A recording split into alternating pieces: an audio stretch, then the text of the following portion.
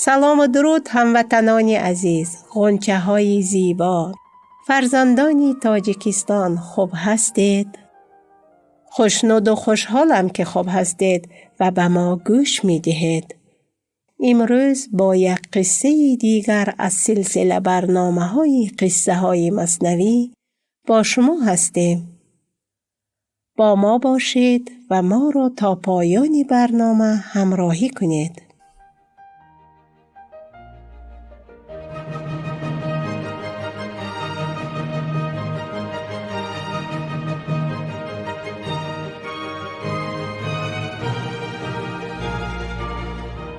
روزی بود و روزگاری. در یک دیهه لقمان حکیم که قدی بلند و لاغر داشت، تمام عمرش را به نصیحت و پند به مردم گذرانده بود. او خیلی مشهور بود و همه از او به نام نیک یاد می کردند. از سخنهای حکیم در بسیاری از کتابها نوشته شده بود. در جایی از کتابها نوشته شده بود: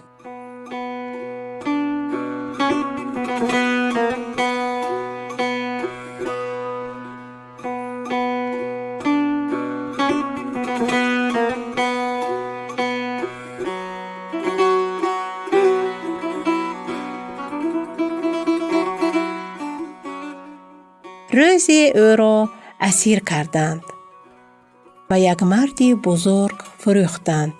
آن مرد وقتی مهربانی و نصیحت‌های دوستانه حضرت لقمان را دید، با او دوست شد. آنقدر با یکدیگر دوست مهربان شدند مانند دو برادر شده بودند. روزی مردی بزرگ به زمین کشاورزیش رفت تا حاصلش را بگیرد. خربوزه شیرینی را کند و به نزد لقمان رفت و آن را برید و به لقمان داد. او هم تشکر کرد و خورد. باز یک بوریش دیگر به او داد. حضرت لقمان قبول کرد و تشکر کرد و در آخر یک بوریش دیگر مانده بود. میخواست خودش آن را بخورد.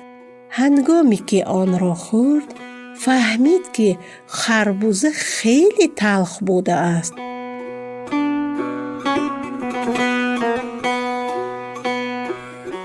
به لقمان گفت: تو چرا این خربوزه تلخ را خوردی و هیچی نگفتی؟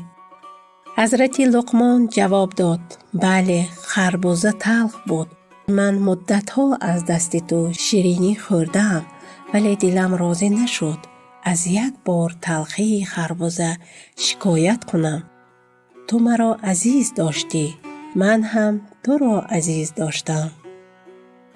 من همیشه به مردم نصیحت می کنم که در برابر خوبی ها حق شناس باشید. چگونه ممکن است خودم به آن عمل نکنم؟ ای کاش یک بورش آخر را هم به من می دادی و از محبت خود خوشحال بودی، همان طور که من از خوبی ها و بزرگواری های تو راضی و خوشحال بودم.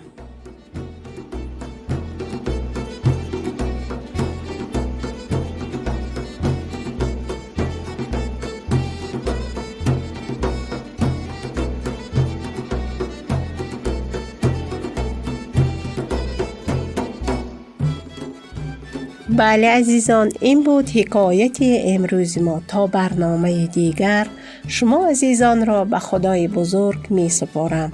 خدا یار و نگهدار شما.